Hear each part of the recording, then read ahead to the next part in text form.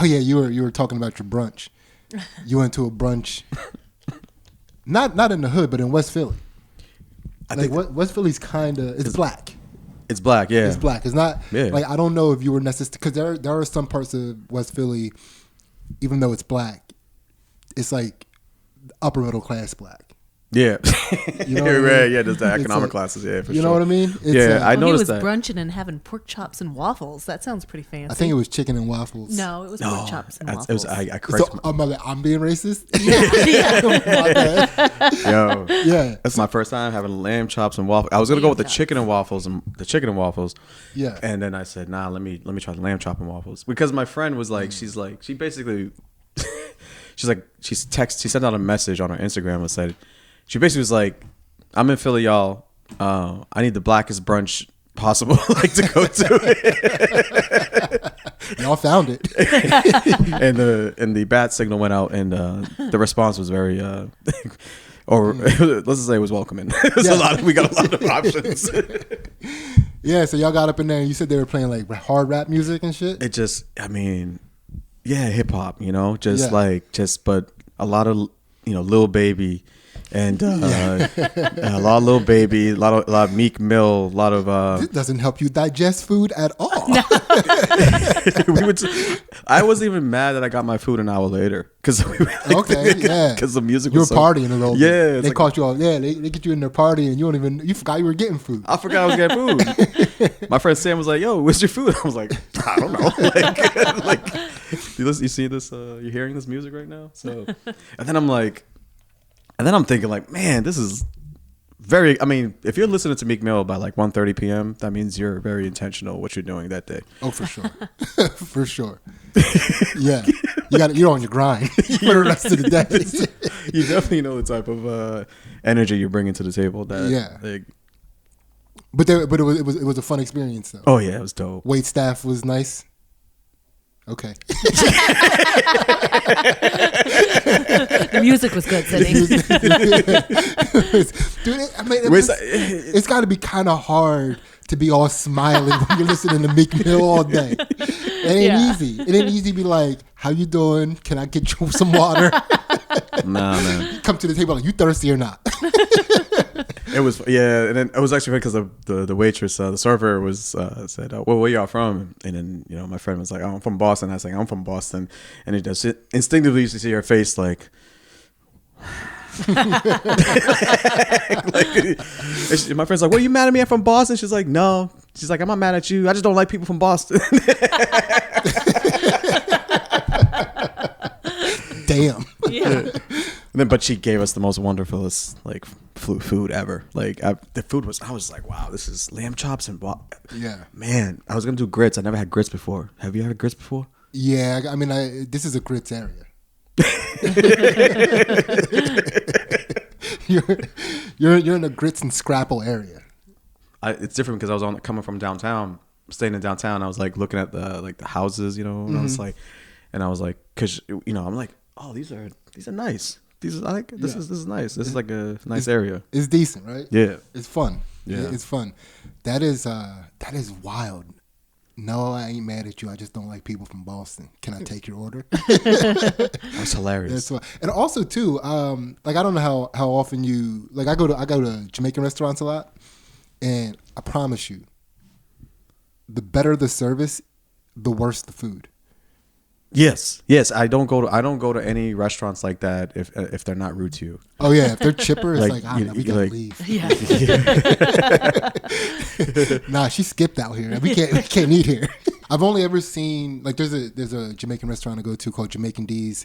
It's somewhere in Philly. I don't even know which part it's in.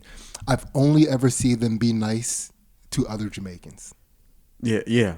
And even that is like they're nicer. Yeah. You know what I mean? It's like it's not the nicest interaction. Oh man, I went to there's an area where I live. It's a Creole Haitian food. Haitian food. I love Haitian food. Listen, I know that I'm not gonna be able to order at least 35 minutes in going into that restaurant because everyone cuts me. They just I'm just I'm used to order. You come in hey, how's it going? What would you like?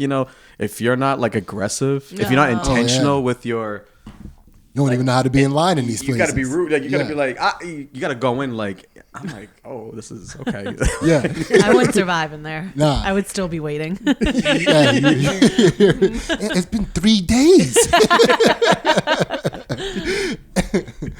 All right. So, real quick. So, Chase, do you have any idea what we do on this podcast, by any way? Nope. Hell yeah. Yeah. It's a little bit different than a typical comedy podcast. Yeah. You know, but it is a comedy podcast nonetheless. But I'm glad you have no idea. Yeah. That makes it fun. Oh, I don't know a lot about like I don't know really a lot of things, so it's good. like Perfect. and I'm honest about that. Yeah. I'm like one of these big guys that like I'm proud to like let you know if I don't know nothing, like because I want to learn something versus me being like, oh yeah, that's true, and you just you don't know anything. Yeah. Like, Okay, well, you're gonna learn today. This is so one of the things that we've been doing before we start the podcast. We do. Do you meditate? That's a great question. Do I meditate? I don't know. I don't think I do it long enough to consider it meditate. So maybe I just do like a couple minutes. Is that fine? Is there like a certain amount of minutes for it to be considered meditating? I don't know. We do 2 breaths. We're about to do a 2-breath meditation. So I would say Do it. there's no time. Okay. I like to make sure like I'm hitting all the prerequisites before. Like, Yeah.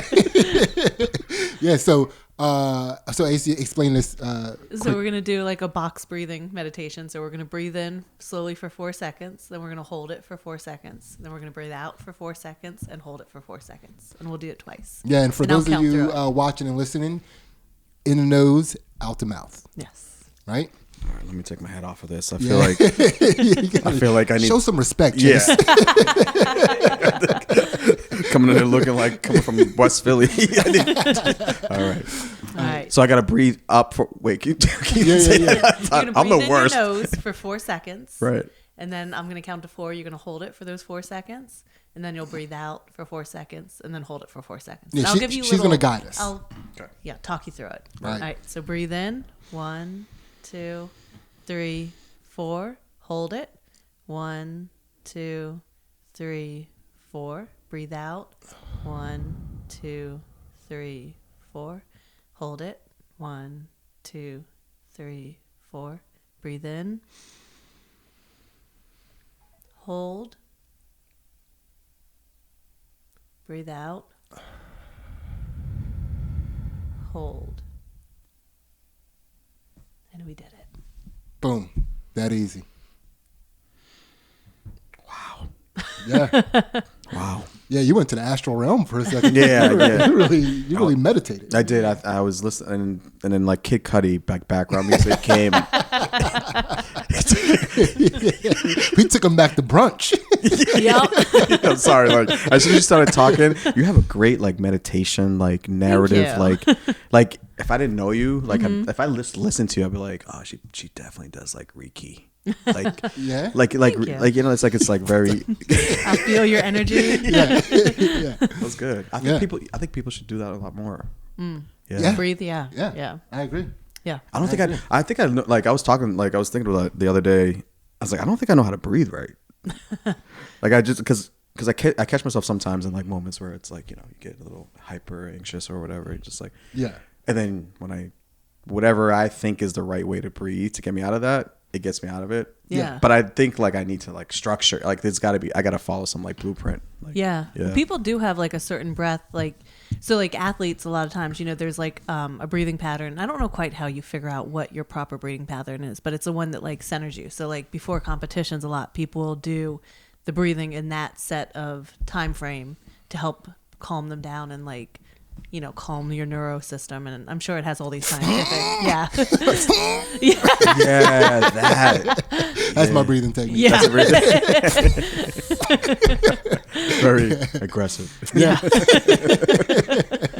All right, so now we're ready to start. Yes. All right. I needed that too, by the way. Thank you. Mm-hmm.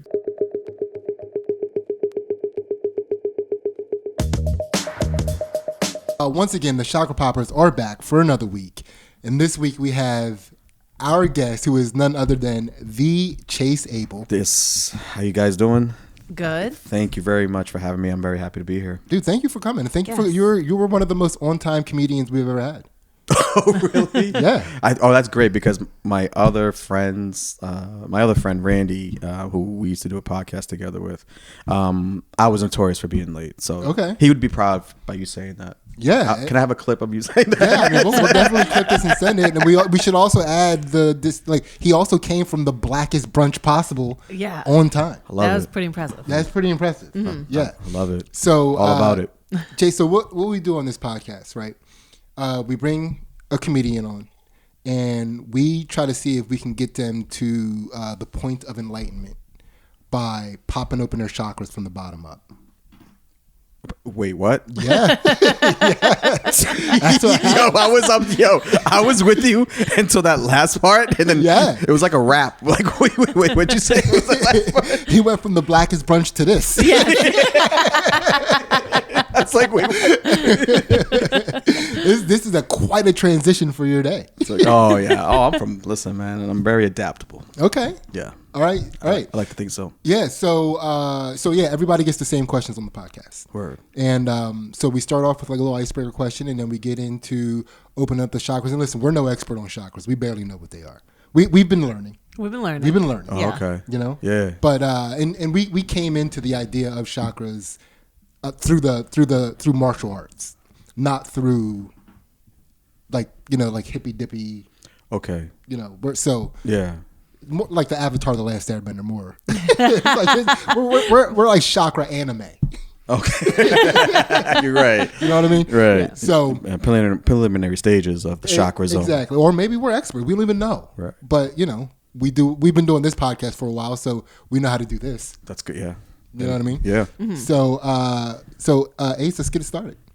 All right. So Chase, what situation or event did you learn the most information from? What situation where I learned the most from? I would say when that's a great question. Where did I learn from? I learned that there was a situation where I kind of like judged somebody, before I think everyone has I think generally people have like a general sense of like judging people, from a baseline level, Yeah, I don't think we should ever stop. Right. You're a firm believer. One of my favorite things to do. Yeah. Right. Oh yeah, judging. Yeah, comedians just like too. We're just like all about like, oh, this, what's going on over here.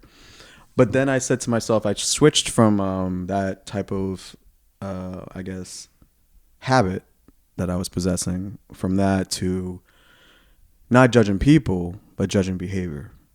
Okay. And, because you can definitely judge, I think, more critically on behavior patterns versus judging an actual human being, because we're all fickle, we're all imperfect. Yeah. But then it steered away from that. And I had such a moment where I was like, I judged somebody, I judged, it was like a judge. I was judging a comedian, and, which, everyone does their thing. It's all good, but, I had that little like, oh, this fucking guy, pardon my French, but, no, you can speak French. Yeah, but there was a moment, and then he's like, and then I ended up finding out that he wasn't that person that I thought, that I thought. And so he kind of broke it down to me where you can definitely change your behavior. Yeah. So if you don't mind me asking, like, what kind of person did you think he was? What kind of person did he end up being? And was it me? Right. I thought that he was intentional. Like, he was the type of person where he was intentional of not being nice. Like not being, because I'm one of these people where it's like, if I come into a room, I like introduce myself, so if I'm coming into like a space, let's say if there's a bunch of comedians that are talking, I want to if there's comedians that I don't know, I'll introduce myself, but I was like, for years he just would never like say hi to me, and I bothered the shit out of me. So it's like, I'm like, guy, are you doing this because like you don't like me, or are you doing this because like I don't know, you know, or like, because now I've been like, oh, now you're being intentional. It's like, you know, all these people that I know. It's like, why do we have to why do we have to act like we don't know each other like every single time? So then I'm like, oh, this is definitely intentional. And I'm just like, all right, this guy's just not a good person, you know? And then what happened was, you know, I got back to him because another comedian asked me about him, and I told him my honest opinion about him because, you know, I just do that because I can't help it. Sometimes I should be like, hey, Chase, maybe you just need to just not let people know what you think. And then I'm just like, nah. Yeah. Like, I'm not going to keep this in my head. It's not. And then we had a discussion, man. Got back to him. He came up to me. He was like, hey, you know, I actually, you know, I'm a very like introverted person, you know, I have like, you know, very like high levels of anxiety, you know, I don't know how to like kind of, you know, this is the reasons why. He's like, I always like you. I just don't want to, you know, I just don't know how to like approach people, you know? Mm-hmm. Yeah. And he taught me that. He's like, you know, but I'm learning and I'm getting better. And over the next year after that, he got better. So it was a learning experience, you know, not like kind of like instinctively. Like, it's weird because sometimes people, you always like, the world is weird because everyone feels like you have to like be validated by people, you know, sometimes you want to make, you know, but it was my own personal like, you know, thing, you know? Yeah. I mean, it's not the best probably situation to be in to be like kind of like checked, but it's a humbling for sure. Yeah, that is, and I mean it's not easy too to be like, yeah, listen, I don't suck. I'm just like kind of retarded. Well, it's just like well, first I definitely knew it wasn't me, so I was very happy to know, like, you know, so I'm like, which is, I don't know, sometimes that's kind of selfish to say, right? Sometimes because most of it could be me, like, I think that's very normal though. Like, I make up crazy stories in my head, and then like, you know, like you have to stop yourself and be like, none of that was true. Like, I took one thing and went like 10 steps with it, you know? Yeah. Yeah, but it also kind of was you, because you kind of put out the all points bulletin that he was a dickhead. Yeah. Yeah. Yeah, and then you had to have an introverted guy who was already dealing with social anxiety. Might have been good like, for him. Oh no, this is exactly what I feared. So he should be thanking me. He should be thinking you kind of got him out of his shell, or you put him deeper into it. It's like I know, listen, I'm not good with other people, but I know I have to say hi to Chase. Yeah. Yeah. I'll never ignore him again in my life. So so with that, I learned from there, I let things be, and I let things I let like things evolve, like more, I try to let them just evolve when they happen. You know, timing's very, like, I feel like timing is very important. Yeah. To serenity, overall serenity to a degree. Word. All right. Yeah. That's good. Yeah. I hope so. You learn how to let motherfuckers be. I gotta let them know where I stand. I'm still gonna tell you. Yeah, I'm still gonna tell you how I feel about you. Yeah. But you cool. Yeah. You cool. Yeah. Oh yeah. I grew up in a neighborhood that was like that all the time, man. Like growing up in the 90s, man. Like, yeah, they let you know what they thought about you. Like, Yeah. Yeah, especially too, you know, you got to show love in the black community. You got to show up and show love. You can go off into a corner if you want to, but when you show up, you got to act like you know you're here. You got like, in the black, you got to, because if you're that dude that's just like in the corner, like, you know, there's definitely like that, there's definitely that, like, yo, why is that dude in the corner? Yeah. So, like, you know, growing up in like the culture like that, like, if you don't acknowledge yourself, it's like, what's up? Why is this guy not acknowledge himself? It's like, you know, it's like, you know, you come in and like, yo, is that your man's? Yeah, nah, all right, cool. Like, especially if you come in and go straight to the corner. you got to like, yo, what up? I'm gonna be over here. Yeah. Then we cool. Then we good. Then we cool. Yeah. All right. So now, Chase, now we get into popping open these chakras from the bottom up. The first chakra is located physiologically in and around the butthole. We don't touch it. Oh. You got bourbon? Yeah. I don't know what it's gonna be. I should ask for bourbon when you when you ask me what do you want to drink. Yeah.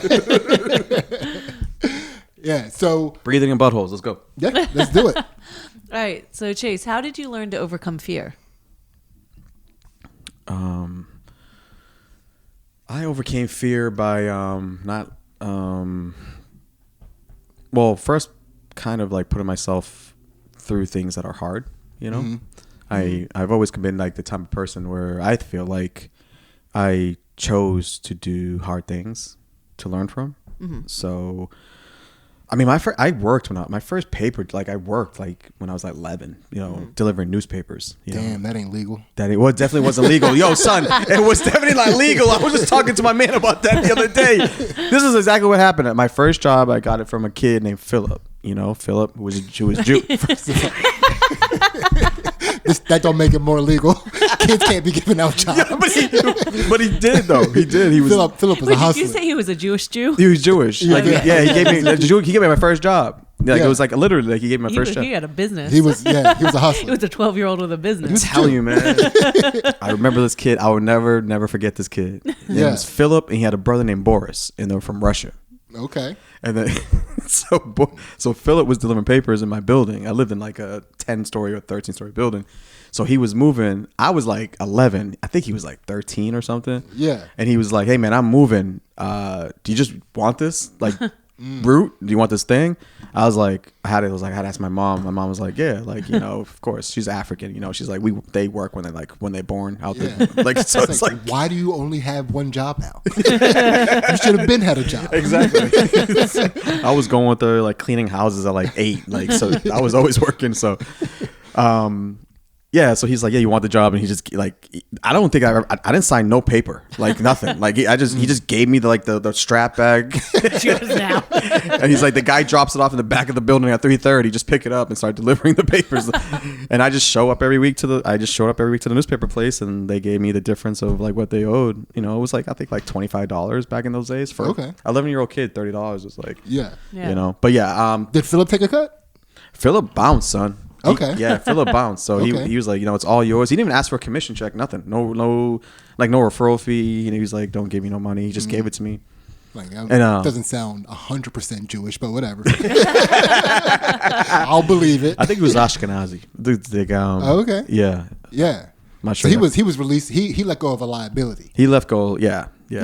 But to answer back to your question about overcoming fear, I just I always put myself in like situations where like I learned from it, and I think a big part of it too is like I played sports. Sports was a big part of my life for many years. So being coached by people and being mentored by people who are like mentally tough, you know, and I think that was like really the root of not really having any fear in anything. Sidney, do you know what sports Chase played? Let me think. I would have to say football, I did play football. Yeah. right? Yeah. Track, I did run track. and I'm gonna throw a curveball here, right? I'm gonna say you dabbled in baseball a little bit. I played baseball as well. 3 for 3, not bad. That's yeah.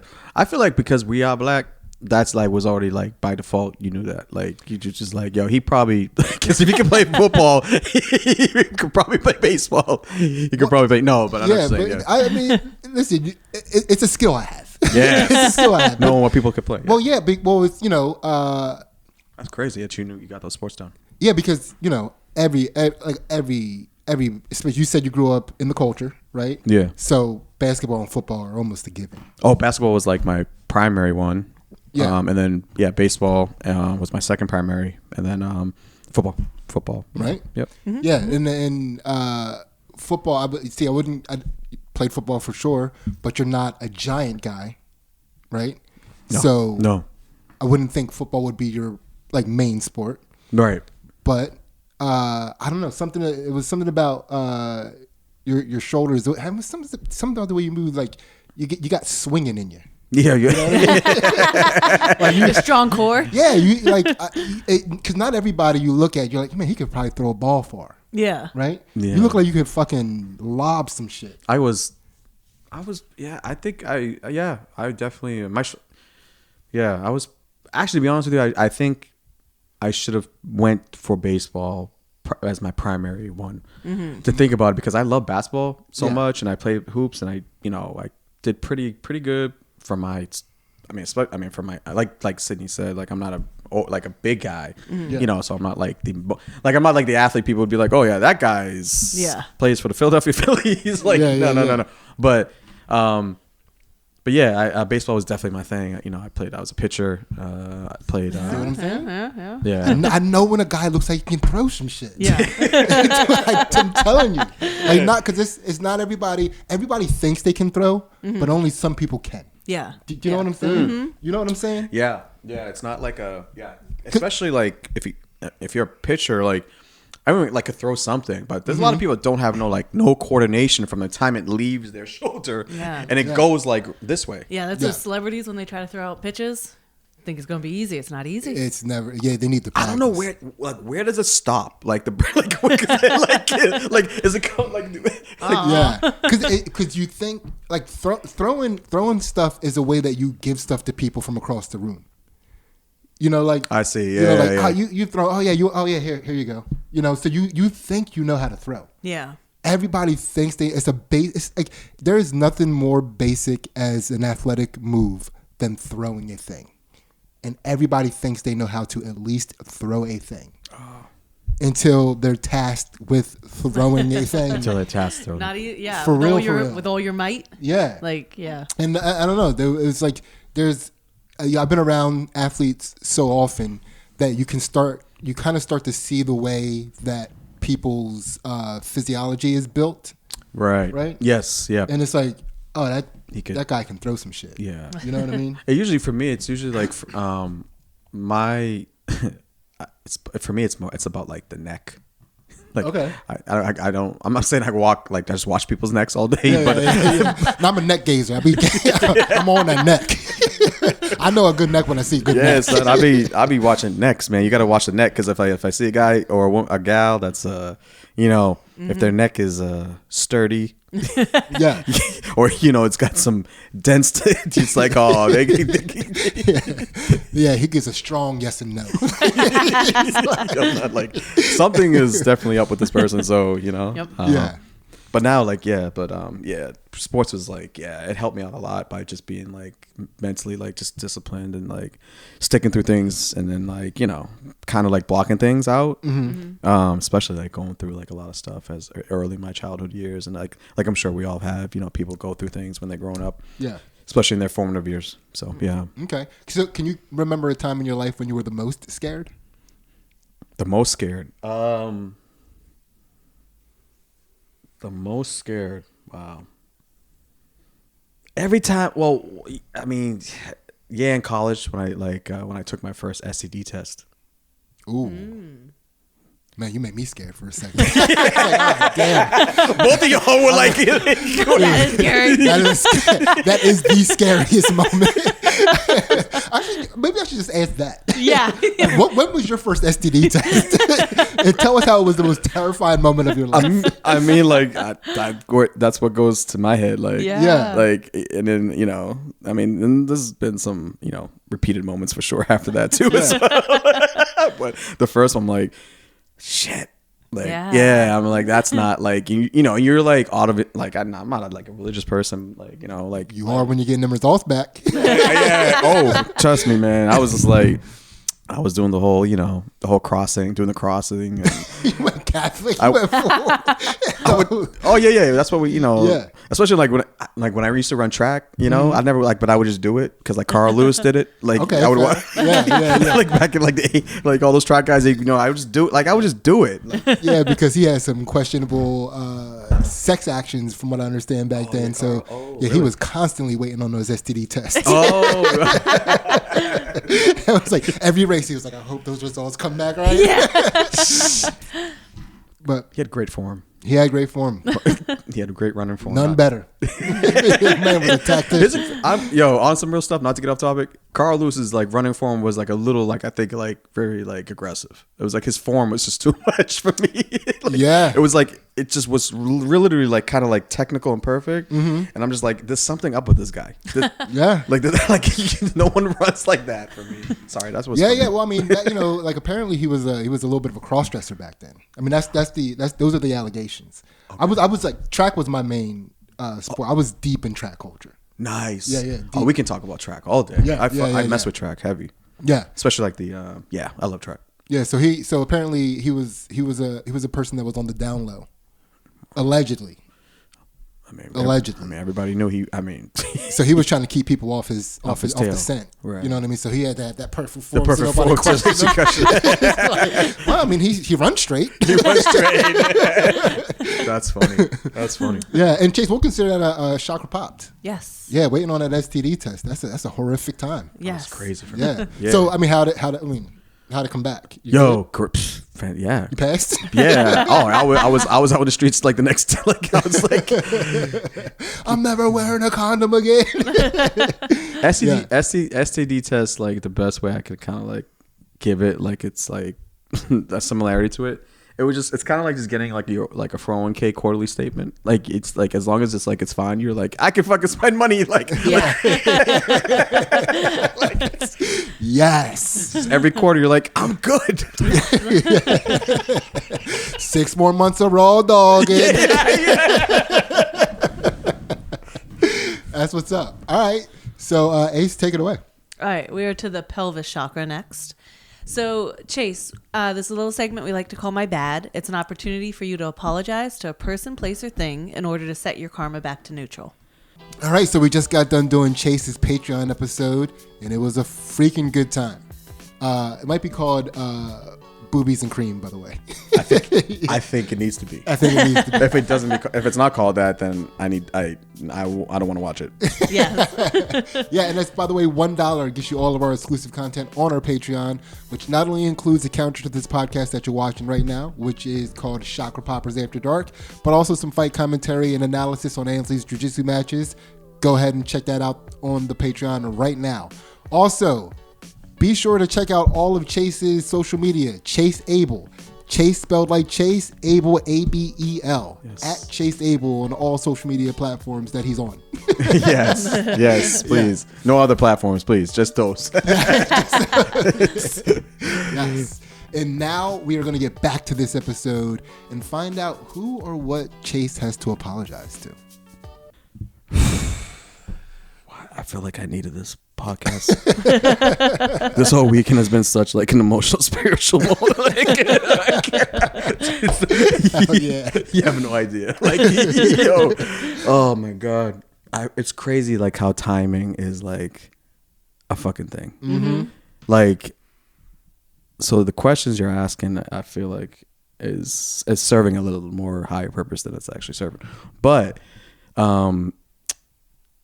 there's 2 parts to that question, right? Who I would, let's say, I'm sorry, can you repeat that again? I'm sorry. Again, It's a chance for you to apologize to a person, place, or thing in order to set your karma back to neutral. Back to karma neutral? Okay. Man. All right. You want to put your hat back on? Or? Yeah, because like we get ready, right? No, black people, we got to get ready. Like, Yeah. I would, oh man. I would say I would, not sure if I'm ready to, but I will. I do know that I have to. Mm-hmm. It'll probably be my mom, my biological mom. Mm-hmm. Okay. So you have 2 moms then? Yeah. Word. Yeah. Yeah. My story's like a little different from like more traditional families. So, but yeah, I was not raised by my biological mom. So, and there was a lot of like, turmoil with that relationship, I wasn't raised by her. So, but I do know like I do know that I have to let that go. You know what I'm saying? Word. I have to let that go. And anything that like follows suit with that, but primarily probably to her for intentionally being an asshole, because for the right reasons, some would say, but I can't get mad at somebody anymore who just doesn't know. Like, I can't get mad at someone who can't change who they are. Word. And so. I have to kind of like forgive her for that, for not being able to change who she is. Yeah. So I could be fine with myself, So, as a person who has some experience with not being raised by their biological mom myself, I'll ask you: was one of the problems that you had with her that when you did engage with her, she wanted to have the respect of being a mother? Yeah. Yeah. Yes. Yeah. Yeah. And I was very resistant. Yeah. Yeah. Like, Yeah. She wanted. Bitch, I don't know you. Yeah. Yeah.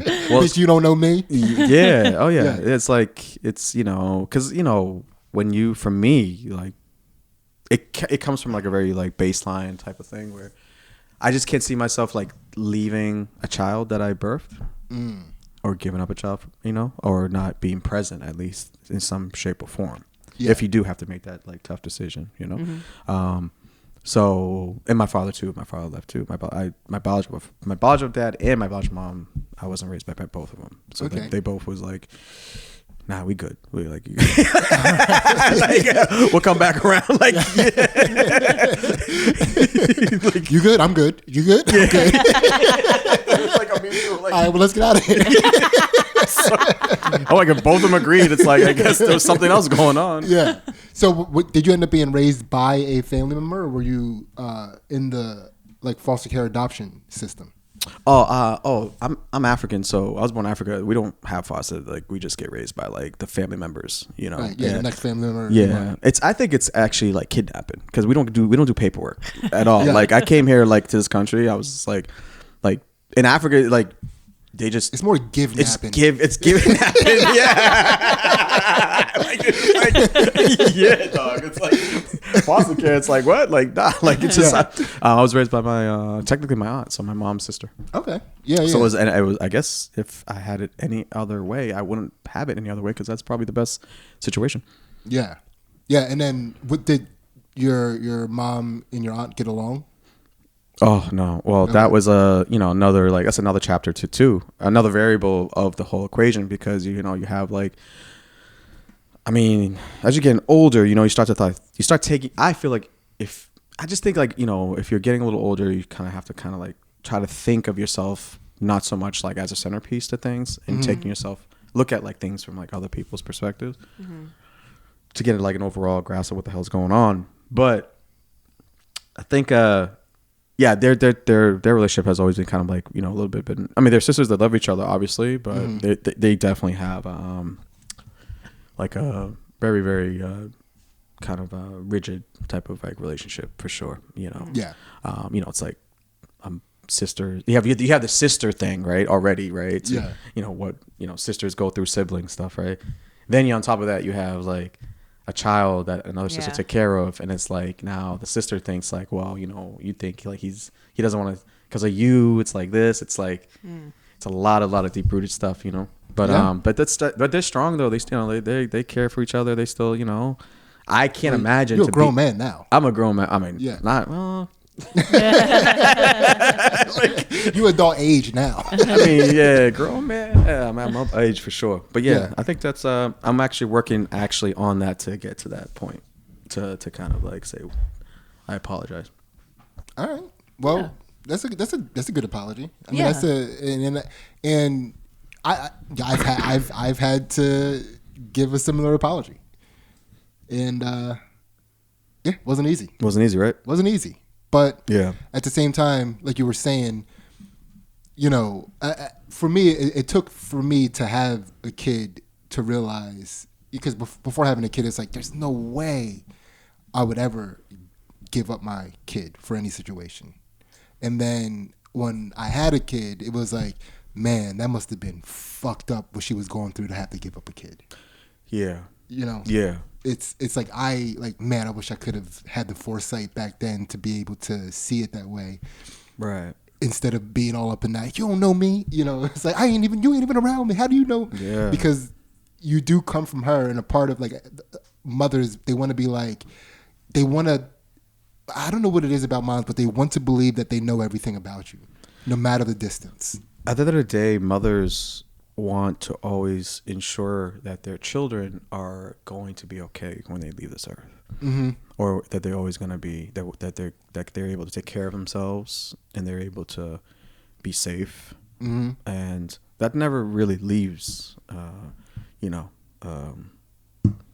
a woman, you know, who has birth to kids. So I can't imagine for women in general, like, you know, the type of like position that they have to get, you know, like where, you know, to make that decision, you know, to like let go of something that you know, for the greater good.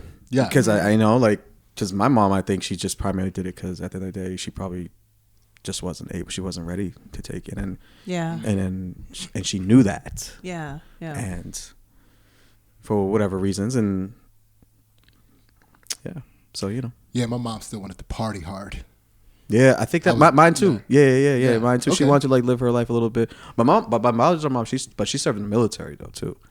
She was like a fighter, like a you know, like I'm from Eritrea. I'm from East Africa, so we grew up in like war. So yeah, she was in the war. You know, they took her in the army and stuff like that. So you know, she fled, and you know, there's a whole. I mean, yeah. So it's a lot of that stuff. But with that being said, you know, it's she lives in Seattle. She's cool. Like, you know what I mean?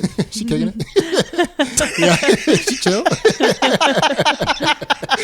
It's just, I mean, it's all good. She lives in Seattle, you know. She's got a crib. Like, they got the Space Needle and everything out there. She's got plenty of coffee. Like, yeah. It is.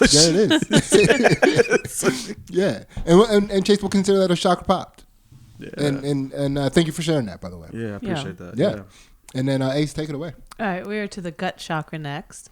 So, Chase, how do you move past disappointment, either in yourself or in loved ones?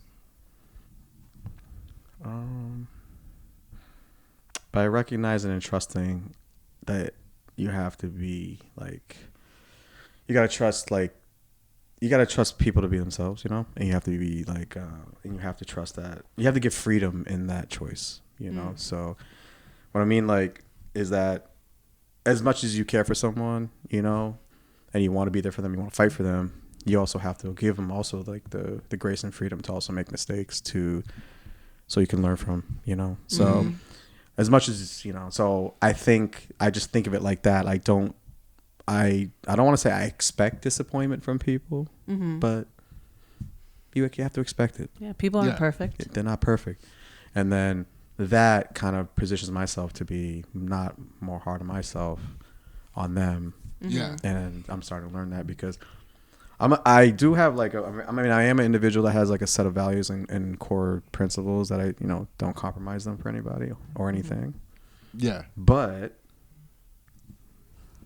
can't always be that way, you know. You have to, especially for people you care for. Yeah. I mean, it goes both ways. Something when you were talking made me think of this, but everybody has good qualities and bad qualities, and if you're around somebody long enough, their bad qualities will have an effect on your life somehow. On the other side of the coin, if somebody's around you long enough, your dirt's going to get on them too. Yeah. You know. Yeah. So it just is what it is. And if you can't accept the fact that people are people, you know, both sides of the coin, then you're gonna struggle. It's gonna be difficult. Yeah, it's gonna be very difficult. It's gonna be a difficult way for you to, you know, socially get along with people, and also just for self-evolution, just growing. You know. So it's hard, especially now these days. You know, everyone's like, you know, the times are very, very like, you know, interesting where people, you know. Oh yeah, if you ain't perfect, you're racist or sexist or whatever. You know. Yeah, if you don't listen to this music, you're not this. If you don't, if you're with this person, you don't love these people. And it's just like, you know, this and that. You know, it's all like there's like too many like absolutes. Yeah. You know, with no like like just too many like, you know. So I think that answers the question. I think like being just being And so also in this section, I always love to ask this question as a follow up. So whether in sports in the past, or maybe you did some sort of performance art in the past, not necessarily comedy, but like, you know, back in your high school days, college days, whatever, like was there a particular disappointment in either of those two things that still lingers in your mind? Oh, yeah. There's a lot. Tell us more. Like, how long is this podcast? Like what? Like I think every single moment in my senior year was like moments I like was like, what are you doing? Like, you know, like high school or college? both. it was like nothing like changed. Like I should have. Yeah. I just didn't. Yeah. Okay. I mean, if you're looking, a specific example. High school. I got in a car accident on my senior night, prom night. Ooh. And I almost, Going to or coming? I was like, leaving. Leaving. I was leaving. Yeah, I was excited too because I like had I took the girl like I really wanted to take like all 4 years. Yeah. Like that high school like girl. You were gonna have like a prom night. Like Yeah. you were gonna have like a. Oh yeah, I got like at least fingering. yeah. There was a lot of thinking that was going on into it. Like but. Yeah, it was prom night. I'm excited, we went to this after party at the beach, like this, there's an area in the beach just north of where I live. And about an hour away, I didn't get no sleep because I was excited the night before. Had so much adrenaline. Yeah. It's like, yo. Dude, it's hard to sleep when you know you're going to be fingering the next day. There's so many expectations. You're just wishing for so many things as a 72-year-old kid with so much testosterone. You just don't know what's going to happen. And you get accepted to college, like that whole energy. And this is something God, like there's so many things it could have went the other way for me, but I got into a car accident. I overslept, sleep deprivation. Car spanned like 4 or 5 times, not a scratch or anyone in the car, and we came out unscathed. But yeah, just like doing stupid, like just kids, like teenager stuff, like dumb, like we were like we were dumb. Men are dumb. Like teenagers are dumb. Like was she in the car with you? No, the girl that I took on the date, no, because she basically just like went home after like the prom night. She's like, so she knew better. She knew better. Her parents knew better. She knew better. Yeah, she knew better. But yeah, and then college, I think it was more of just like not being. College, I was lost completely. I had no guidance when I was in college. I just knew I had to go because my parents wanted me to go, but I don't know. I didn't know what to expect. Didn't know, so I was just like partying and playing ball because I played ball there. And, so I really went to go play ball. Like I didn't even care about school. To be quite honest with you, it was like, and just not being like, not. That's when I really think like kids were like college is like if you're 17, 18, if you have no idea if you don't want to go to college or not, just don't go until you figure it out for that first year. Talk with your parents, figure it out, because that set me back so much. Because I'm like, I'm not. I played like no one was like. My parents didn't even like come visit me. Like they, like that's like I don't know what I was doing there. Yeah. That's all right. So I'm very curious because I love there's so many things to fuck up in a baseball game, right? Yeah. And like I know, like I played football for a little bit. One time I didn't catch a pass in the end zone, and I think about that every time I watch football. Every time somebody says the word football, every time I see something football shaped, I can't get it out of my head. Oh, okay. Right? So is there anything baseball related? Just sportsman to sportsman. Yeah. Like a big game, a big mess up in a big game. Pitchers are a you know lot what of I mean? pressure on the spot too. Like I don't want to make it necessarily because did you play other positions other than pitcher? Yeah, I did. Pitcher, center fielder. Yeah. Yep. Second base. all the big positions. Yeah, every all every the pressure position in the outfield. Yeah, it's wild. Yeah. But there's one moment that it wasn't in baseball though. It was in football. Oh wow. Okay. And it was my moment, Sidney. It was the only moment that I had to like at least give any like place in my like high school football like career, which was like I didn't have one. But like it was one moment I could have been like, "Oh, I got it. I worked hard and this is the moment." Thanksgiving game, Sidney. Oh, that's a big game for every school. Thanksgiving. Bleachers packed. Bleachers packed with a bunch of mad, angry parents because they have to sit in the cold to watch their stinky kids play football. And they're not eating Thanksgiving dinner yet. So I'm a running back, right? But I'm like not even like a starting running back. I'm like fourth. Yeah. Like I'm not like I'm not even I'm like in the like I don't play. I didn't play like at all, Yeah. Sidney. Like I just played because like I needed like my varsity leather jacket. To be quite honest with you, like that senior year. Makes sense. But the coach knew I was a senior, and he's like, "Hey, we're down like fucking like 20 points anyways too, by the way. It's not like we're up." And he's like, "Oh, we need to get Abel in here to help us." Yeah. It's not like that situation. We're down 20. He's like, "Hey, this is our last possession of the football game." It's already set up. It's just wild. So it was like, so he was like, "Hey man, like, because we ran this in practices before and I did well in them." Okay. Like I did well in them. Like, you know, so he's like, "Hey, well, get in there, right, and go get a touchdown. This is, you know, good. This is your moment. This is like we're like I think it's like this is like third or second and like 6. Ooh. You would think like as like I could get in there. Yeah. It was a toss, and yeah, Like a toss where you went around the end. So basically, Okay. it was a toss like fake, like right. I'm on the right side, but then he like tosses me back. Like it's like a little hitch. It's like a reverse. It was Gotcha. a reverse, like reverse. Fucking see, this is where I didn't fucking was good. I don't even know how to explain the fucking play. So I didn't even know the play. Yeah. So yeah. Anyways, I was supposed to get the ball from the quarterback and go run like, you know, like a power left or something. And Okay. yeah, the defensive end, like he just I got it was like -2 yards. Did you? I did one move.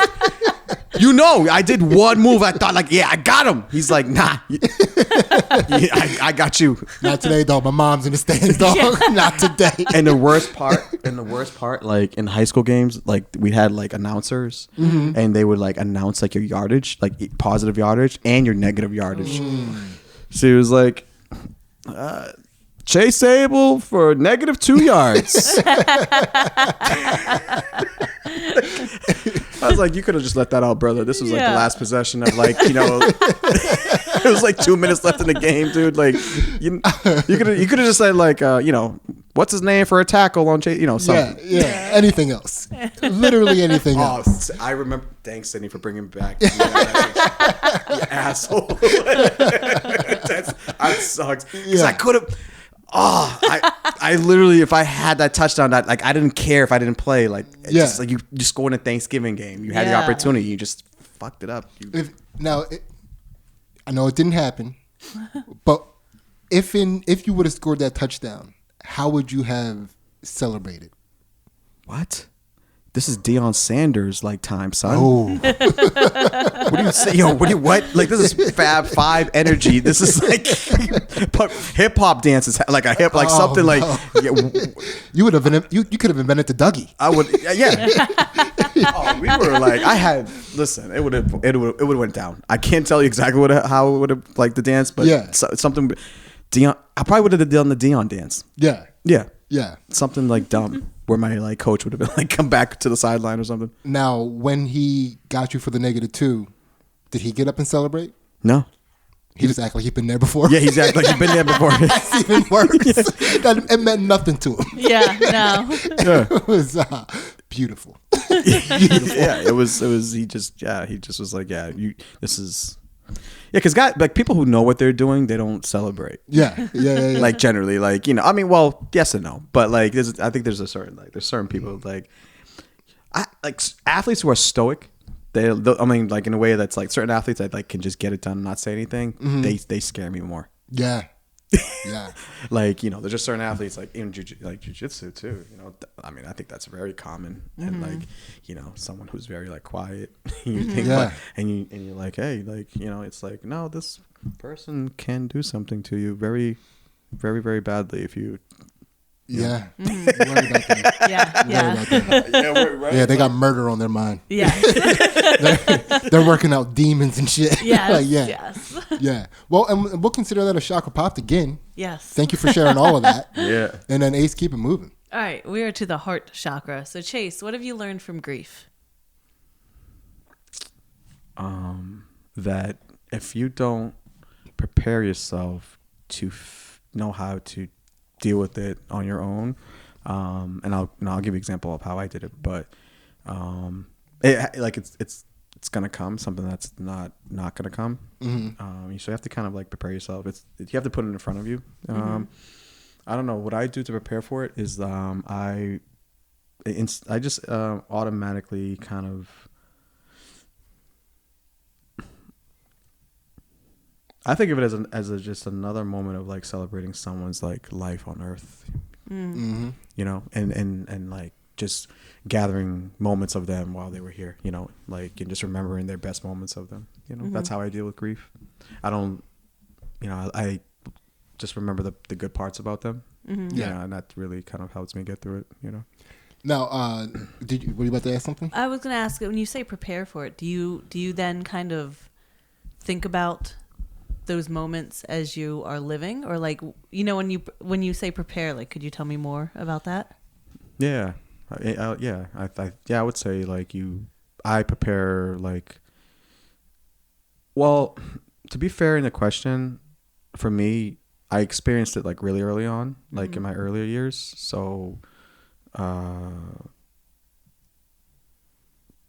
but yes, I do think about it. I think you have to think about it, you know, in order for you to know how to deal with it, and how it makes you feel in those moments, you know. And usually, just I'm by myself, you know. I just think, reflect. I don't really have like a really good way to explain it, but I think being by yourself, and not just sitting with those feelings, you know. All right, so I have two questions back to back. I'm gonna hit you with. How old were you, or what did you live in Eritrea before coming to America? And two, are there any sort of like East African traditions of dealing with grief that you use or learned growing up? Ooh. Well, our grieving process is like very, very like aggressive. It's like You're listening to Meek Mill. it's I mean, and as I'm getting older, I'm starting to like understand like cultures, like study other cultures and how they, you know, because each culture has their way of like dealing with grief. Some cultures like, hey man, you know, he was a good kid. What are you gonna do? That's how, like, it's like he was. Yeah, he lives in Boston. Yeah, he was a good kid. What are you gonna do? You know, it's like some people just like just move on. Like, and then there's other cultures that like mine. The way we do it, it's like ours is like when someone like passes away, it's not just like someone. It's like everyone's affected by it. Yeah, everyone. Like, and when I say everyone, like everyone, the parents, the kids, the uncles, the sisters, the cousins, the family's friends, the friends of the families of friends. The family of friends' pastor who like raised her, like it's like everyone, it's like it's a whole community, like everyone's coming to the house. It's like a month process. And then there's a tradition where people come to the house every day and come pay respect, even if you don't even know them. You have to come and pay respect to someone whose like son passed away. Wait, do they bring food or do you have to feed them? They bring them? food. Oh, yeah, they bring food. You know, yeah. We feed them though. Like they're bringing it, but we are also like feeding them. Like over there, you know. So basically, people like the volunteers that are there, they will serve, and like we grieve together. Yeah, that's our tradition. We don't let people grieve by themselves.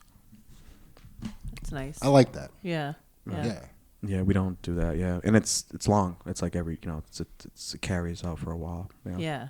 Yeah, so it's like people gain weight through that process. Oh, a lot of weight, a lot of lamb, a lot of beef, a lot of okra,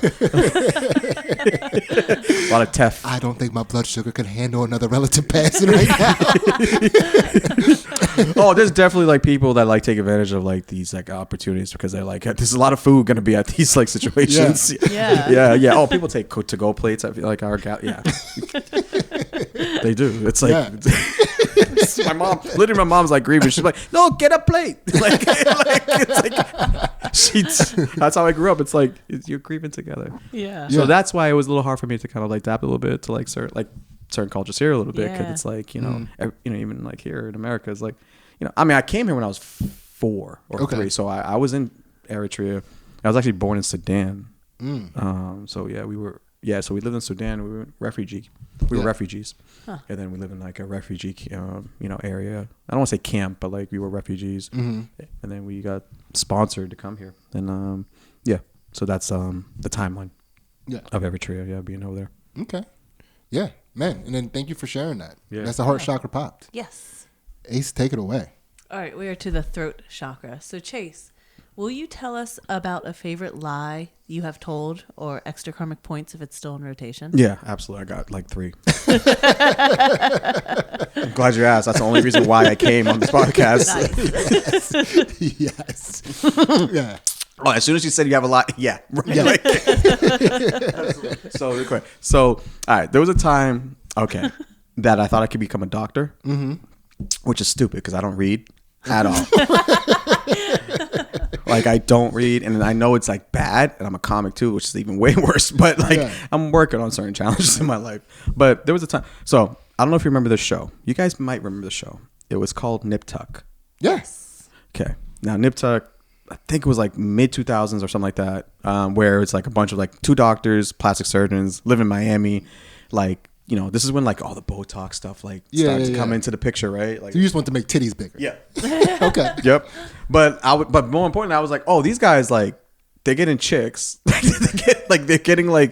making so much money, and it's like in Miami, it's like I can do that. I can ball out of Miami. Dude, I can do this. No schooling, Sidney. Yeah. Like I just I just felt like I was cool. I could like done it cooler than them. I was like, I could do this. Like, Yeah. So I enrolled in like a fucking like what was it? Some prerequisite courses like to try to like become like a doctor. Like I just like I need to take some science courses. It's like I failed every one of them. Like literally every one of them. But so my point is this. And then from there I was like, oh, I'd rather become a dentist because dentist is easier. There you go. Right? So that didn't work out either. Yeah. So basically, and then I started when I got into finance, right? And then I started working in finance a little bit, and I hated finance, and I quit my job. And then I went to LA. I was like, hey, let me do comedy, right? Live there for a year. But then I was like, I don't have a car, so I can't live in LA. So I moved back to Boston. But this is the lie. Okay. This is the lie. So basically, I got into security. So I've been working I used to be like a public safety officer, and I worked in security when I first started doing comedy. And I was like, yeah, like I fucking like security. You got the badge, walking around. You mean something. You're helping people. You're doing that thing. And then all of a sudden, like I started being like, yeah, I could probably work for the Secret Service. Like I started like thinking that, but I started like telling people like.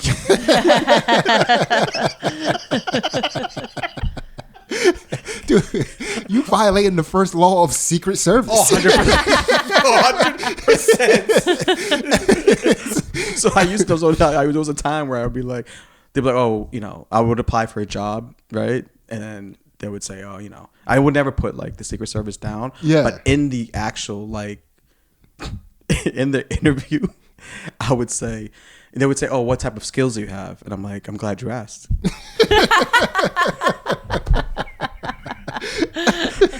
And I literally would tell like the interviewer, I was like, yeah, I have very, very high observation skills. And just to be, just full disclosure, when a guy's trying to be like serious when he says full disclosure, full disclosure, I declined a job at the Secret Service. So, it's Oh my God. which is like, you're definitely you're imposing, right? Like that's definitely a crime, right? You can't say like you, I think unless a cop asks you, right? Like if a regular civilian asks you, like that's fine, right? I think it's fine if you're declining the job. Yeah. Like at what point? Like you can Right. you can decline the job at any point. It could be like, hey, we're offering you a job, or hey, do you want to come do this program where you might get this job? So it's like you have a lot of wiggle room. Okay. There, right? I don't See, yeah. It's definitely stealing valor. Yeah, that's true. Right. Yeah. Which I don't never want to do. Right. But it's like, but there's also a technicality where it's like, I mean, you're also, it's, and you know what? It's, I wouldn't call it stealing valor. Maybe it's stealing credibility, stealing prestige. Yeah. If there's something, it's not completely, because you're not saying, I was at the Secret Service and I saw that it wasn't for me. Yeah. No, that's exactly what I said. Sidney, that's exactly what I said. Yes. Yeah, during orientation, I realized that. It was like, yeah. No, I made him think like I'm here for, like, I'm doing him a favor. That's Yeah. exactly like I was trying to like. So I decided to work security. I thought that was a better fit. Yeah, it definitely was a lie, 100%. Yeah. And at that point, I thought I was embellishing the truth, but I couldn't. I didn't know the difference. So, okay, so what was the truth you were embellishing? my truth that I thought like that I could actually like be in the Secret Service. So I could do it. Yeah, anybody could do that. I could definitely do that. But it's not for me. I was a great liar. Yeah. I was a good liar. Well, I mean, dude, Secret Service. Yeah. That's They espionage. teach you all sorts of stuff. Yeah. Yeah, I don't know, man. Sometimes I just like, yeah, whatever. I don't know. You just say shit and you shouldn't say it. Yeah. And you know, just that's all. Yeah, but if you let their imagination take it away, like, I did not work at the Secret Service. You know, like, Right. That's the truth. Yeah. Like what you do with that fact in your head about making, oh, okay, he must have been there and then he didn't, you know? Yeah. I like it. I It's like like- it. You're like negating the. Yeah, it's almost like, oh, holy shit, I'm sorry. Oh, well, do you have any questions for me then? Right. Exactly. So did that ever come back to bite you? Never. Oh. No. Then as far as I'm concerned, dog, you almost worked in the Secret That's what I'm trying to Service. tell you. That's basically it. You You got away with it. It's never came back to bite me. But, you know, I don't say that anymore. But Yeah. after So you've gotten, after today, you've gotten jobs with that? I'm very yeah. Two Yeah. jobs. Yeah. But I listened. It wasn't like I didn't put it on the application. It was you know, that's why I was smart, Sidney. I didn't write it on the application. Mm-hmm. This is it's a conversation. Yeah. Just between me and you. Leave up to interpretation. Yeah. Yeah, no, I couldn't write this down, and you'll know why in a second.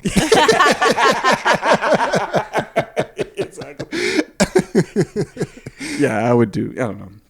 Yeah, I mean, That's awesome. yeah. Yeah. I lied. Sounds good. I don't know. My mom would catch me in lies all the time as a kid, just doing stupid shit. Yeah, well, you had to train. Yeah, for sure. She trained me. Yeah, man, that's the throat chakra popped. Yes. That's a fun one. That is a good one. That is a fun one. I'm sorry for the. My apologies to everyone that served. So Ace, take it away. All right. We are to the third eye chakra now. Yeah. So, Chase, we're out of the physical into the metaphysical. Okay. So, what is something that you used to think of as separate, but as you've gotten older, you've learned that really it's the same?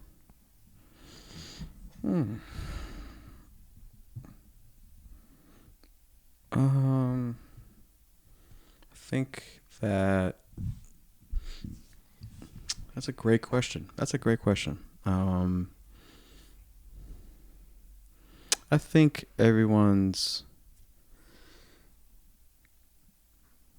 the same. I want to say that this is in regards to people. I think people, like in like, you know, I think everyone wants generally the same things. Mm-hmm. Maybe not everything, but I think some of like just the core things. You know, want to be healthy. You know, you want to have a safe environment to live. You know, you want to provide, if you have a family, be able to provide for your family, be able to, you know. So I think serenity, just peace for everybody. You know, I think everybody just wants peace, like, you know. And I think with you know, what the world is now, we're just like, you know, so many people just like being so, you know, just fighting over just things that are like not really they're not thinking. Like, you're not there's no like critical thinking anymore, you know. There's like, it's just everything is like in like right away. Everyone's like there it is. Like, even if you tell someone this is a fact, it's like no, it's, you know. I just think, to answer your questions, like, just people, man. People ultimately just coming together. You know, everybody wants to come together. You know, Yeah, I really do. I do, and I've seen it. I've witnessed it. I've met all different types of people. You know, and I'm one of these people. I put myself in situations where I want to like see other things, see other cultures, and talk to them. You know, why do they think this way? Why do they think this way? And that's generally, like, from my observation, is that people just want to, like, you know, be safe, be healthy, have, you know, provide for their family, have a economic rise, you know, in their life to a degree. yeah, Yeah, I don't know. I mean, I completely agree, of course, Yeah. but it's one of those things too where you can look at a group of people and you say these people are like that, but then when you meet a person from that group, Yeah. like the person, and you have that one-on-one experience, you just get to see exactly what you just said. They, you know, these people are like this, but these persons are not. Yeah. You know, each individual person is a person that wants all the things that you said all people want. Yeah, it's a friend of mine that had the great quote, comedian. I was trying to make a great quote. I couldn't get it out. But That's okay. We're working. Go ahead, Trust me. Trust me. Oh, I've said nothing on this podcast. You trust me. I mean, as somebody who is in the Secret Service, probably wouldn't want to divulge too much. I'm glad you understand my tactics. He said it's a comedian that's said a great quote. It's Jeff, my friend Jeff Dye, and he goes, "It's hard to hate up close. You got to get close to people.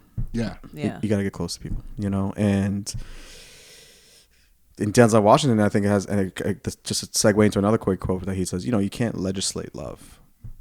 You know, you can't legislate like respect. You can't legislate like." You can't force people to, you know, you got to have the will to want to be good to people. Yeah. And you have to like live with that intention every day. It's not something that you come back to it, you leave, you come back to it. You have to forcefully like wake up every day and say to yourself, I'm going to be good. I'm going to, you know, not gonna have a bad temper today. Not, you know, and I think with training, like that's helped me. Yeah. With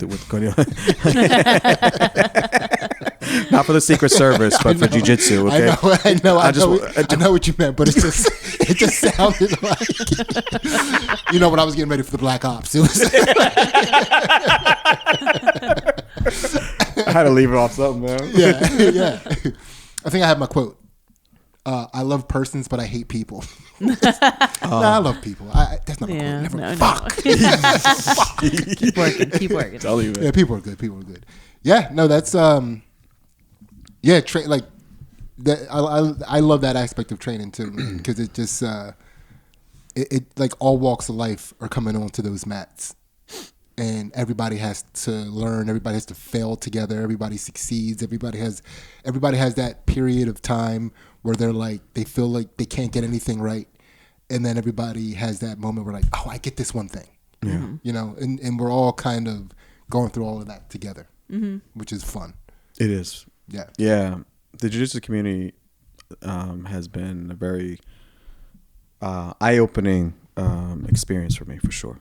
Yeah. And just indulging that type of way of keeping yourself health and, you know, ready, healthy, and fitness.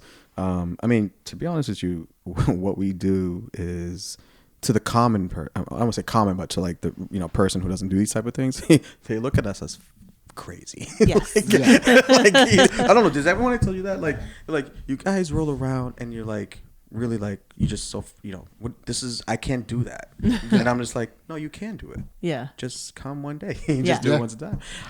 But I'm going to tell you right now, I feel very old more. Like, just like, I'm like always sore. Are you always sore, Sidney? I don't even think about it anymore. I think it's like it's like a. I got a long way to go. Yeah.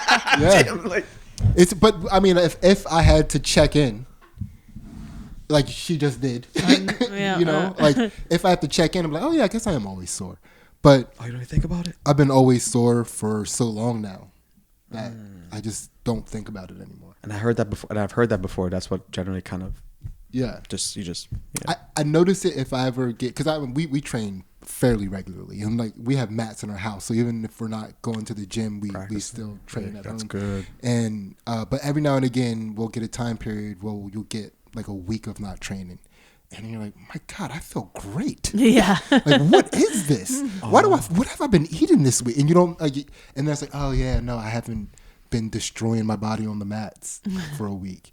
But then at the same time, it's like you mentally, I don't feel like I need to get back on the mats. It's like It's a release. Yeah, it's a release, right? When you guys when you guys finish, do you guys feel like when you finish like a like a class or like an open mat or like a good roll? Like I want to ask just my question too, if I can ask you guys a question. Sorry guys. When like, what has it done for you? Like in like, separately, jiu-jitsu itself as a whole. Well, I still compete a lot, which I feel like is good. She can beat my. Yeah. She like all the accolades and medals in this house are hers. Like, that's her belt right there. Yeah. But I feel like becoming a mom, like that's been important for me to be able to like prioritize like my needs to be able to go training or like go running or like eat healthy or like things that are important to me, because I say I have to do these because I'm going to do a competition and I can't show up to a competition and not, be ready for it. Right. So it like allows me to sometimes put myself ahead of the family, which helps keep me as a whole person and not just a person that's like following my kids around being like, what do you need? Or I need you, like living in their shadow.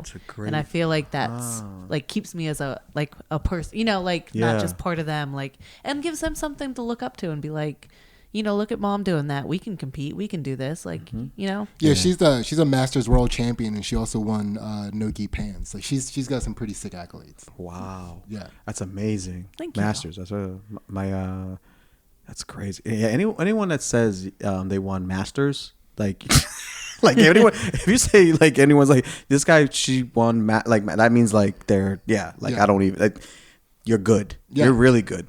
Yeah, she's pretty good. Yeah. Like I don't even know, like when people say Masters, I'm thinking like, wow, that's amazing. My sensei just won Masters too. My professors won Masters. Yeah, sick. The 50 over. Yeah.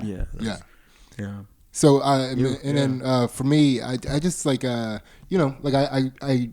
not a completely similar upbringing to you. I'm born and raised in America. Yeah. But having my mom, give me to my grandmom and to different people growing up. Oh yeah. Okay. Yeah. Yeah. I circulated quite a bit. I wasn't like give nap to one person and then they raised me. Yeah. I was bounced around from place to place, and I didn't feel unloved, but I felt unwanted, and that gave me an edge where I wouldn't say I was angry all the time, but I definitely wanted to inflict pain on people.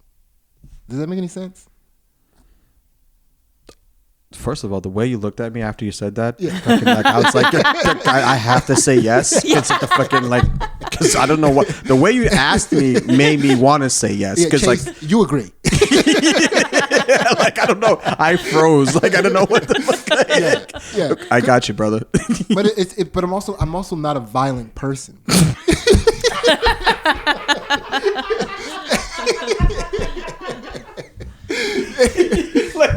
Naturally. So I end up with this like because I'm not a person that like wants to do violence. Like I'm not gonna find violence, but I want to inflict violence. So I was just kind of stuck. Yeah. And then just not knowing who to fuck up. You know what I mean? It's just like I just constantly have this edge at all times. Like a that there's no outlet for, and then jiu-jitsu definitely helps smooth that out. Where it's and it's not even necessarily you didn't the say fact fix that it. You said smooth. Well, yeah, I noticed that.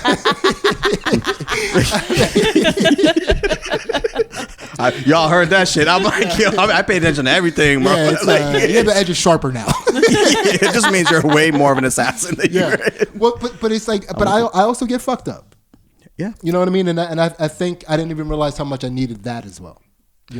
Yeah. So it's like Yeah, it definitely takes that away from me, and it allows it because I'm again bouncing around from house to house, and I've been in some situations where people were definitely abusive. Not important, but what is important is it made it difficult for me to trust people, and so when I would see people, I would see their demons immediately. Yeah. Because that is what was of the utmost concern to me. Like, how is this person going to fuck me over? And then, so when I would see people, I immediately like, all right, this person's this way, this person's this way. And with jujitsu, it's like, I don't need to focus on that about people. Yeah, that's a great point because I was at a point too. I was kind of in that space as well. Mm-hmm. Yeah. I thought I was the only one too. You know what's weird too? When you find another person or you hear another person thinks exactly how you were thinking, you're like, I'm not that freaking crazy after all. Like there are people like share the same thing. Yeah, that's crazy. I was thinking the same thing. I mean, but still, there's still a low percentage of us out there. It's us and sociopaths. It's yeah.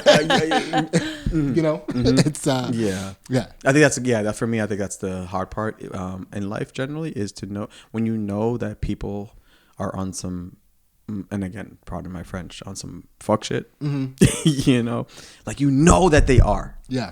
Like you can see it, like, but they don't see it. Mm. Yeah. Like this, like they're not like good. Like, like they got either a bad energy about them or they've done something or you could I'm so quick with like vetting bad stuff or like toxic, like it's so quick. Like I have no time for it's like I just leave. Mm-hmm. Like I'm Irish goodbye. Like like I'm gone.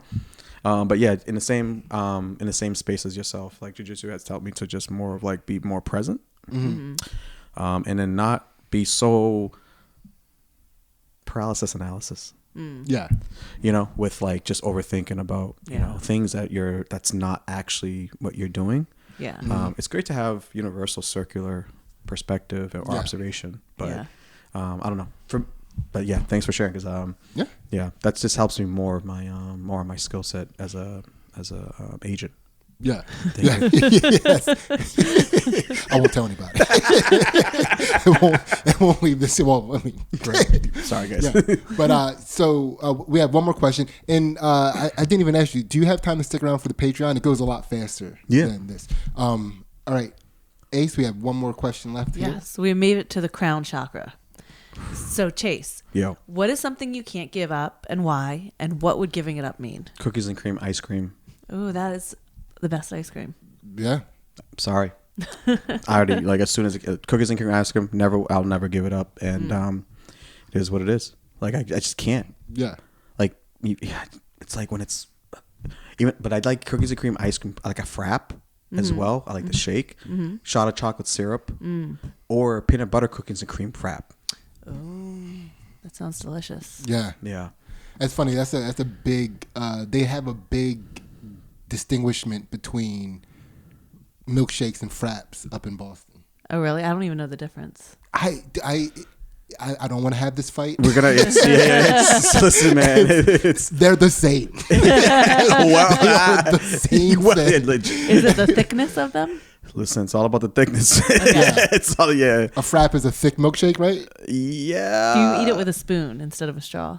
God, no. Oh, okay. I'm an American. It's the same. So you can still suck it up a straw. I've died on this hill before. Okay. Yeah, man. Nah, it's ice cream. Cookies. I just can't give it up. Ever since I was a kid, I was an ice cream kid. That's the first. That was the first thing. One of the first things I ate. I have a picture of myself as a kid, baby, in Boston when we came like from Africa. Like I just ate like ice cream was like I just just picture me eating. Ice cream is I just can't. And shockingly I don't have a diabetes. Okay. Yeah. Yeah. So what would giving up cookies and cream ice cream mean to you? It wouldn't, because I wouldn't quit it. Like what? Like I was saying, like it's, yeah. Like it's just no. You couldn't even imagine a world. Or better yet, Chase, I'm going to challenge you to imagine a world where you had to give up cookies and cream ice cream, and what that would mean to you. Like who would you be? without cookies and cream ice cream? I wouldn't. It would be no reason for me to like. I don't think. I think I'd move back to Eritrea. Why even be in America if I'm not gonna have cookies and cream ice cream? Yeah. There's no like I have to find a different location like to adapt to and to find another like I have to if it's there like if I have access to it I'm having it. like I don't understand. Like I is willing to give up citizenship. yeah, I will give up my naturalization. Like it's one of those things I have. Like remember I said earlier in the podcast, there's certain things I don't like. Will give up, like cookies and cream, ice cream, and I'm not gonna get into this debate about Oreo versus cookies and cream either. We're not having that debate either. Yeah. Okay. But but that also is in the mix. Just not to leave that out. Okay. So Oreo and cookies and cream. I'm not gonna argue with a connoisseur. Yeah. A master. I dabble. A master of cookies and Yeah, cream. yeah. You're a master of jiu-jitsu. I'm a master of cookies and cream ice cream. Nice. Yeah. Yeah, I know I wouldn't do that. And but I think can I add a second one to that? Absolutely. Yeah. I think the one thing I can never not it's like music. Yeah, music. I'm a big fan of music, old school music like Motown. Just music in general. Okay. Yeah, music. If music wasn't around, I don't know. Like I did. Yeah. Yeah, man, and it's like, I mean, I know how difficult it would be to answer that question, but I'm going to have to ask it anyway. Like, what would giving up music mean to you? What would life be like without music? It'll be tough for sure. I think music is like another. It's another avenue of like communication. Mm-hmm. It's just another stream of communication, I should say. With yourself, and also with like people. Yeah. Depends on the type of music. Also, if you listen to. Yeah. let's be clear. You can be influenced by obviously certain like things that you hear for sure. But if you're listening to I don't think it'd be good. I don't think it'd be a good place without music. Mm-mm. I think without comedy, without music, I think the world would be very. I don't think it would be as good. You never think of like evil dictatorships listening to music. Like, do you think Hitler was bopping at any point in his like? He just listened to. Yeah, I don't think he was. I don't think he was into contemporary jazz at all. No. but nothing that chilled him out. No, I don't think he was in contemporary or anything. He probably was into Bach. I feel like he's like his mentality was into like old classical. He liked things that didn't talk back to him. Yeah. Okay. You know what I'm saying? Like Viking horns. Yeah. Yeah. Like yeah. Yeah. Right. If Bob Marley was around his day, I think he would, he would have thought twice about certain things. Yeah. But music for sure. I can't see myself without music. Yeah. Yeah. Well, Chase, that was it, man. How do you feel? I feel good. I feel light. Nice. I came in a little, I feel very light. Yeah. Yeah. I feel good. More pliable than I initially came. A little bit more flexible. Hell yeah. It was good, man.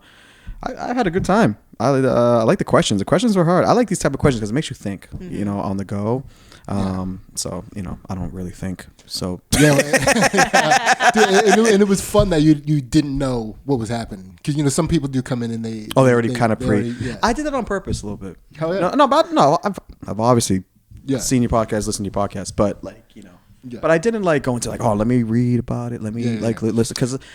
I don't know. I feel like it's like so people see the clips that we put up, and most of the times we put up the clip of a clip of the question about lies. Oh, and that's like where a lot of people come in knowing like, well, no, I'm gonna have to give it a lie. Oh, yeah. It's, but yeah, dude, thank you so much. Thank you, man. This man. was awesome, man. Appreciate it. And so we are going to hop over to the Patreon. But Chase, did you have anything you wanted to promote? Just follow me on Instagram. We got the Instagram social media at Chase Abel, ChaseAbel. www.chaseabel.com. You can follow me on there. I be in your city. I'm around. Just a cat, just trying to laugh and do jiu-jitsu and hell yeah. And just spread positivity and live in the moment. Why not? Let's do it. And then, of course, our Patreon, $1 gets you all of our exclusive content. which not only includes the counter to this podcast, which we call Chakra Poppers After Dark, but we also do some fight commentary and analysis on Ansley's jiu-jitsu matches, so you can come check that out. It's a fun time. And other than that, we're out. See ya.